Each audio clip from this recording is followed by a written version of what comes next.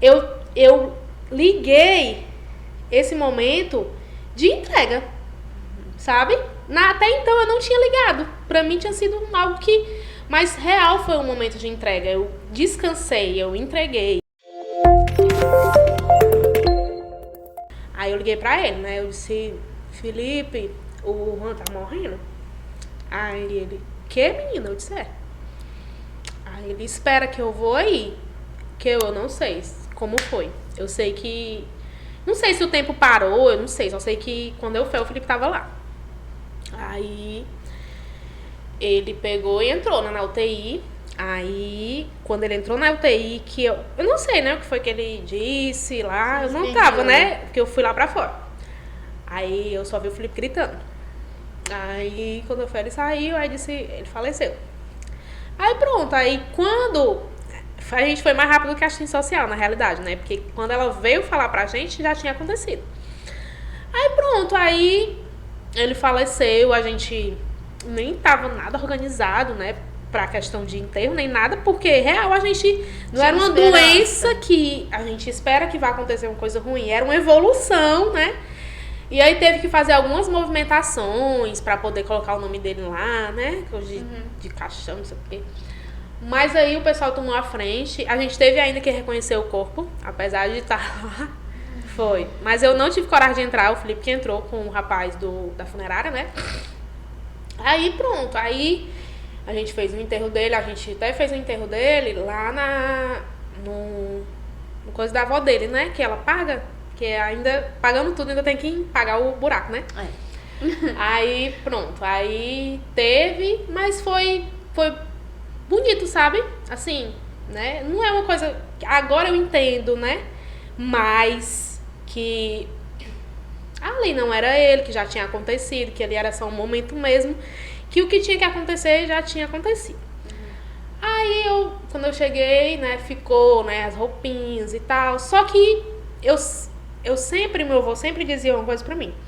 Você sempre tem que ver os dois lados, sabe? Sempre vejo os dois lados, sempre que eu coloco no lugar do outro. E eu trouxe isso pra minha vida. E sempre que eu posso falar, eu falo, né? Que eu falei, não, se eu tivesse trazido ele pra casa, ia ser pior. Porque eu ia ver ele nos dormindo, né? Ele nunca mamou em mim, né? E não teve nada disso. Então, como eu acho que foi mais fácil, né? A cura, né? E tudo. E aí é tanto que eu falando com as meninas do DCP um dia, e eu tive um momento que eu fiz com elas de falar sobre a questão de entrega, sabe? E nesse dia que eu preparei essa pequena palavra, eu liguei esse momento de entrega, sabe? Até então eu não tinha ligado. Pra mim tinha sido algo que... Mas real foi um momento de entrega. Eu descansei, eu entreguei, né? Apesar de eu ter querer muito trazer ele, mas eu não queria trazer ele numa situação que ele ficasse vegetando ou dependendo. Não é porque eu seja egoísta de pensar que eu trabalhava, e eu ia ter esse momento, eu vou me desligar. Não era por ele, sabe? E aí é tanto que depois de tudo isso acontecer, né, ele ficou vivo ainda quase 1 mês e 20 dias, 1 mês e 15 dias. Logo um tempo depois, né, porque o Miqueias nasceu em 2014, né, não foi nem 2 anos fechado, eu engravidei do Miqueias. Eu ia te perguntar, tu teve medo depois de... Tive muito medo. Só que eu tive uma revelação de Deus, né? Eu engravidei, né, do Miqueias, foi planejado, eu parei a medicação, parei diferente do Juan, né? Eu queria muito preencher essa lacuna, né? Que eu tava mais preparada, apesar de ter passado menos de 2 anos, eu tava com a minha cabeça mais voltada para isso, eu tava com a cabeça mais madura para a questão da maternidade, né? E aí, 3 meses depois que eu tinha parado a medicação, o anticoncepcional, eu engravidei. Aí, quando eu engravidei, algumas coisas eu guardei, sabe? Do Juan, né? E aí, eu peguei...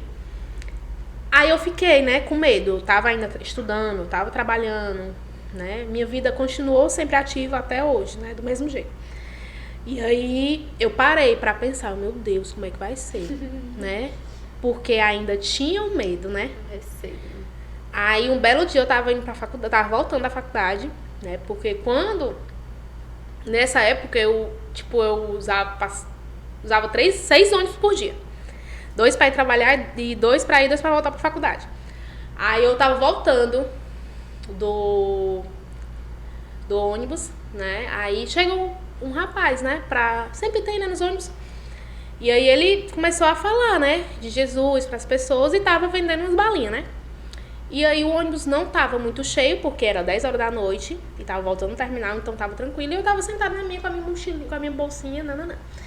Aí ele começou a vender, né? Gente, se você quiser, meu trabalho e tal, faço isso pra ajudar, nananã. Aí ele, do nada, você que pensa. Aí ele falou assim, mulher, tu tá aflita por quê? Aí eu tava assim, né? Porque eu durmo no ônibus. E aí eu tava, tipo, cochilando no ônibus. Aí ele, tipo, mulher, tu tá aflita por quê? Aquele era meu. Mas esse não é. Esse é teu.